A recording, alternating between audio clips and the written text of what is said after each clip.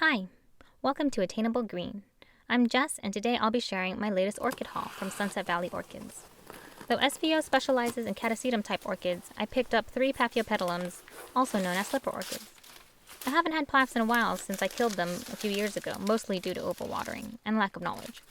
This year, I'm more confident in my skills as a grower, and I want to try growing Paphs again. Also, I want a better start with healthy orchids, so instead of looking for a supermarket rescue, I ordered from an orchid nursery.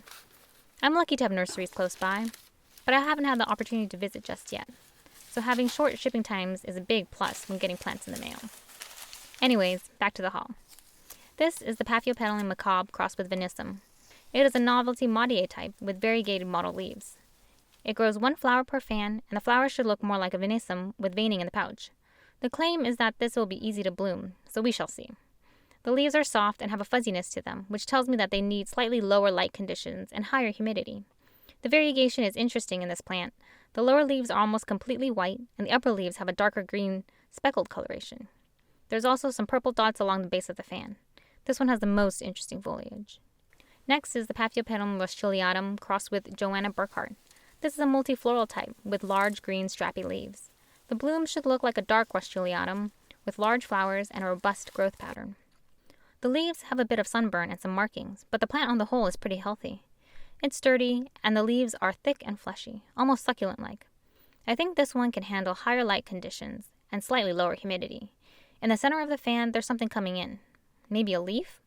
It seems a little early to be considering buds since it's not a mature plant yet. Lastly, this is the Paphiopedilum glaucophyllum. This species Paph is known for its twisted sepals and colorful patterning. It's also known to be a sequential bloomer, kind of like a psychopsis, so hopefully we can get this one to bloom.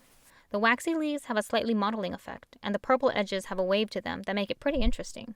Even if it doesn't bloom, I can enjoy the foliage. All of the Paphs are a little dehydrated, but after watering, they perked up and their leaves stiffened within 24 hours. I'm putting them in a shaded west-facing window that has a constant breeze. I'm giving it more light than I think it needs, but we'll see how it does. These warmer types do better with more light, and I can adjust if necessary. I'm watering about twice a week, given that we're having temperatures in the high 70s to mid-80s already. I might dial it back if it seems like it's too much.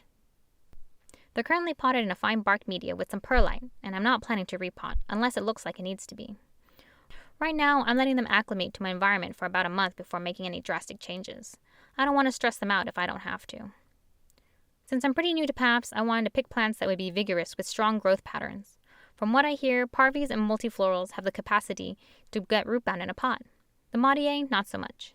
Supposedly 2 good roots for this size of pot per fan is typical, so each root is very precious indeed. Most people say that if you can grow phals, you can grow Paphs. You just have to keep them moist and have good airflow. Supposedly the key to bloom is to have a drop in temperature at night. I guess I'll have to put these theories to the test and see how they grow in my environment. Well, that's it. Thank you so much for watching. If you like this video, please give it a thumbs up. If you have any advice on how you grow these plants, let me know in the comments below. Please subscribe to my channel, Attainable Green, for all the latest updates. Hit the bell to get notifications so you never miss an episode. Bye!